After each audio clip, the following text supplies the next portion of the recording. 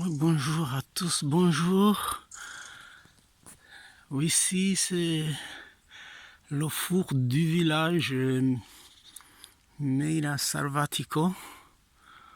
Et comme vous voyez là en haut, c'est propriété privée.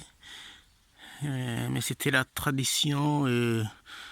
Chaque petit village, chaque, oui, chaque petit village avait dans le temps, il avait un four pour faire leur pain, pour faire à manger, etc. etc. Et c'est joli quand même. Et au milieu de la forêt, il y a ce petit village qui s'appelle Meira Salvatico. Et il n'y a pas de monde pendant l'hiver. Pratiquement, j'habite ici.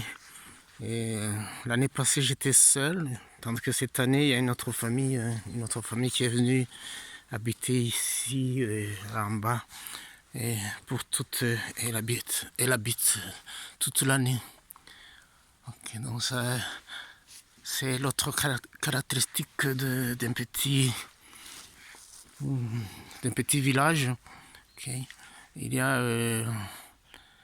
la dévotion, donc un monument à la dévotion, dédié à la Vierge Marie. En remerciement, ça a été fait toujours après la guerre. Okay. Donc les survécus, les survivants ceux qui ont survécu à la guerre, ériger un monument pour remercier la Vierge pour la protection. Et en fait, ce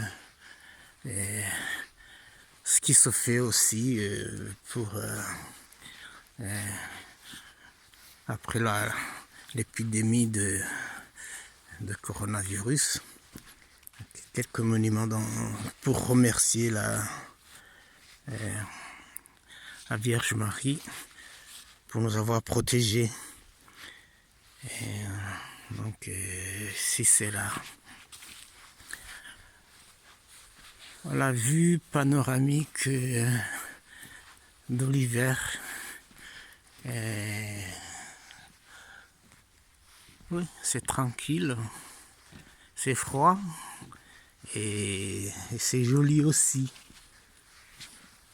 En fait, ce qui frappe dans cette période, c'est ce type de fruits.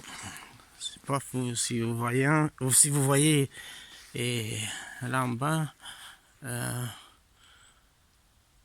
les boules jaunes. Okay.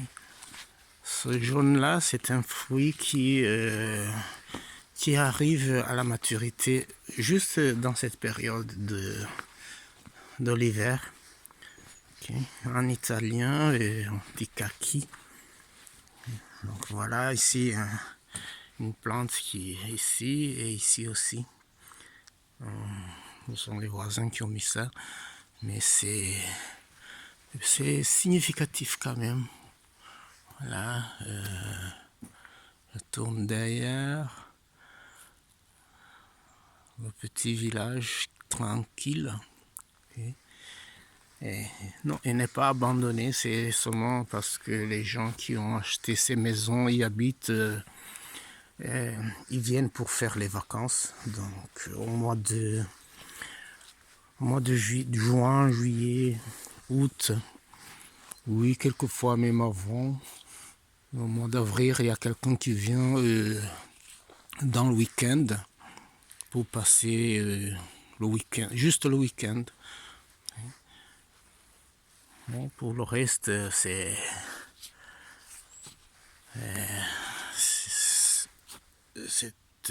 moi le gardien du village. Bon voilà, bonne journée à tous et évidemment qui vous parle de ce qu'il est, c'est toujours moi. Et voilà, c'est moi.